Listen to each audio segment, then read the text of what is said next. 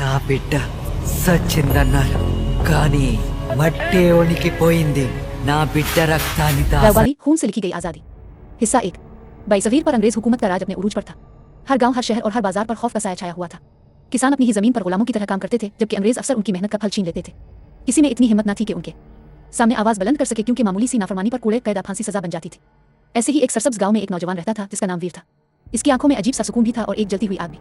गांव वाले इसे सिर्फ एक बहादुर शिकारी समझते थे, लेकिन बहुत कम लोग जानते थे कि इसके दिल में आजादी की ऐसी चिंगारी सुलग रही थी जो एक दिन पूरे इलाके को रोशन कर देगी। वीर के वालिद कभी एक मकामी सिपाही थे।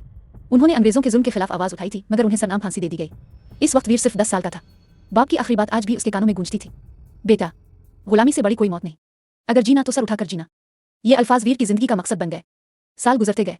वीर जिस्मानी तौर पर ताकतवर और ज़हनी तौर पर पहले से ज्यादा मजबूत हो गया। वो दिन में आम लोगों की मदद करता और रात को खुफिया तौर पर ऐसे नौजवानों को इकट्ठा करता जो जुल्म के खिलाफ खड़े होने का हौसला रखते थे। इसी दौरान गांव में एक नौजवान खातून मेरा वापस आई। वो कई साल शहर में तालीम हासिल करने के बाद अपने लोगों की खिदमत करने आई थी। वो जख्मियों का इलाज करती, बच्चों को पढ़ाती और हर एक की मदद करती थी। वीर और मेरा बचपन के दोस्त थे, मगर बरसों बाद उनकी मुलाकात ने दोनों के दिलों में नई उम्मीद जगा दी। उधर अंग्रेज हुकूमत ने इलाके में एक नया सख्त गिर कमांडर तैनात किया। इसका नाम कर्नल एडवर्ड था। वो सिर्फ ताकत की जुबान समझता था। इसने ऐलान किया कि जो भी बगावत करेगा इसके पूरे खानदान को सजा दी जाएगी। लोग खौफजदा थे, लेकिन वीर जानता था कि अगर आज खामोशी इख्तियार की गई तो आने वाली नस्लें भी गुलाम रहेंगी। एक रात वीर ने अपने साथियों को जंगल में जमा किया। जलती हुई मशोलोहे के दरमियान इसने कहा, आजादी कभी मांगने से नहीं मिलती, इसे हासिल करना पड़ता है। अगर हम खामोश रहे तो हमारे बच्चों की किस्मत भी जंजीरों में लिख दी जाएगी।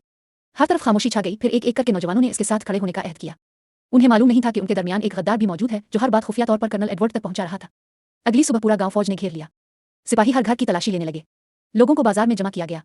कर्नल एडवर्ड ने बुलंद आवाज में ऐलान किया, बागी खुद सामने आ जाए, वरना 10 बेगुनाहों को अभी सजा दी जाएगी। वीर हुजूम में खड़ा था। इसकी मुट्ठी बंद थी, आंखों में गुस्सा था, मगर वो जानता था कि जल्दबाजी पूरे गांव को तबाह कर देगी। इसी लम्हे एक नन्हा बच्चा अपनी मां से अलग होकर सिपाहियों के सामने आ गया। एक सिपाही ने बंदूक उठाई। रवाली खून से लिखी गई आजादी। हिस्सा 2। जैसे ही सिपाही ने मासूम बच्चे पर बंदूक तानी, वीर बिजली की रफ्तार से आगे बढ़ा। इसने सिपाही का हाथ पकड़कर बंदूक जमीन पर गिरा दी। अगले ही लम्हे बाजार में अफरातफरी मच गई। लोग खौफ से इधर अलिफादेर भागने लगे, जबकि अंग्रेज फौज ने हर तरफ गोलियां चलाना शुरू कर दे। वीर ने एक सिपाही की तलवार छीन ली और नहत्ते देहातियों को महफूज मकाम की तरफ निकालने लगा। कर्नल एडवर्ड पहली बार किसी ऐसे शख्स से टकराया था जो न सिर्फ बेखौफ था, बल्कि अपनी जान की परवाह किए बगैर दूसरों को बचा रहा था। काफी देर की झड़प के बाद वीर अपने चंद साथियों के साथ करीबी जंगल में पहुंच गया, मगर इस दिन की कीमत बहुत भारी थी। कई बेगुनाह जख्मी हुए, कुछ लोग गिरफ्तार कर लिए गए और कर्नल ने ऐलान कर दिया कि अब वीर पूरे इलाके का सबसे बड़ा बागी है। जो भी इसे जिंदा मुर्दा पकड़ेगा इसे भारी इनाम दिया जाएगा। गांव में खौफ बढ़ गया, लेकिन साथ ही एक नई उम्मीद भी पैदा हुई। लोग आहिस्ता आहिस्ता समझने लगे कि जुल्म के सामने हमेशा झुकना जरूरी नहीं। उधर मेरा जख्मियों का इलाज कर रही थी। जब वीर उसके सामने आया तो इसके हाथ खून से भरे हुए थे।